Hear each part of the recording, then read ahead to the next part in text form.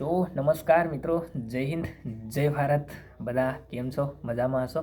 સો દોસ્તો, GSRTC હેલ્પરની જે ભરતી પ્રક્રિયા ઓલરેડી ચાલી રહી છે ને તમે ઘણા ટાઈમથી વેઇટ કરી રહ્યા હશો, તો ફાઇનલી હવે ફરી પાછી નવી થોડીક નાનીમથી અપડેટ આવી છે, પણ અપડેટ આવી છે ખરી, બરાબર. બહુ ઓલ્ડ ભરતી છે, હજુ સુધી તમારું જે ફાઇનલ મેરિટ નથી આવ્યું અને ફાઇનલ કેટલે અટકશે એનું નથી આવ્યું, બરાબર.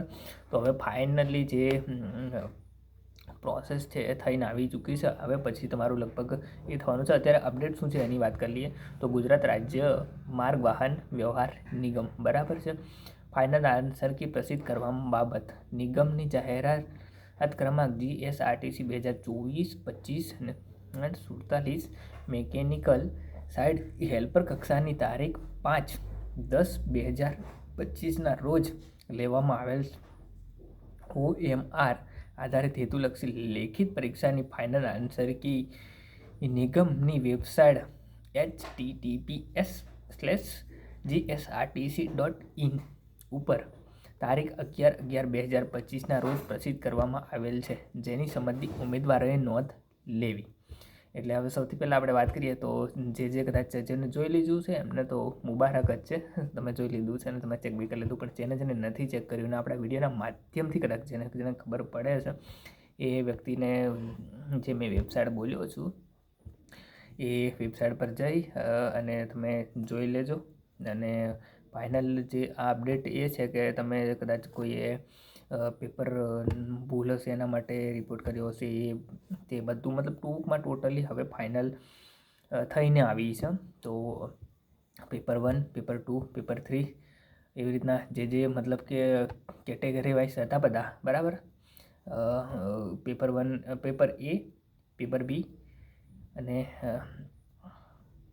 પેપર C અને D, બરાબર ને. એવી રીતે બધાનું હતું. તો ફરી ફાઇનલી બસ ચેક કરી લેજો કે કેટલા કયામાં શું છે. પેપર એમાં શું છે, પેપર 48મો ક્વેશ્ચન અને 73મો ક્વેશ્ચનમાં થોડા ટીક માર્ક આવે છે, લોચામાં છે આવે છે, બરાબર છે. બાકી અલગ અલગમાં છે, બીજામાં 40માં છે ભૂલ છે, અમુકમાં 86માં ભૂલ છે, ડીમાં ને એમ. તો આ 4 પેપરમાં થોડી ઘણી ભૂલ છે. અને હવે લગભગ એક્ઝામના જે આ પત્યું છે પ્રોસેસ, હવે ફાઇનલ આન્સર કી તમારી આવી જશે અને કેટલા માર્ક્સ છે અને કેટલું અટકશે અને કેટલું એ બધું મતલબ ટૂંકમાં ફાઇનલી હવે જાહેર થઈ જશે. કારણ કે આ ફાઇનલ જે બી આન્સર કી જાહેર કરવાની હતી કરી દીધી છે અને હવે ડાયરેક્ટ જ લગભગ મારા કાલથી ફાઇનલ મેરિટનું નામો લગભગ નીકળી જશે, લગભગ આ મંથમાં લાસ્ટ એન્ડિંગમાં યા તો પછી ડિસેમ્બરમાં. છેલ્લે ડિસેમ્બરમાં તો આ લોકો કાઢી જ દેશે, કારણ કે આગળ ચૂંટણી આવે છે અને ચૂંટણી પ્રક્રિયા પહેલાં આ લોકોને ભરતી પૂરી કરવાની હોય છે એવું મારું માનવું છે. તો જલ્દી નીકળશે એવું લાગે છે.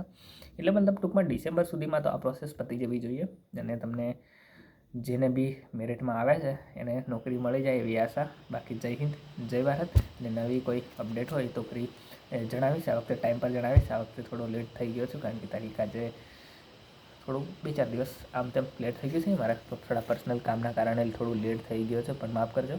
બાકી નેક્સ્ટ ટાઈમ ફરી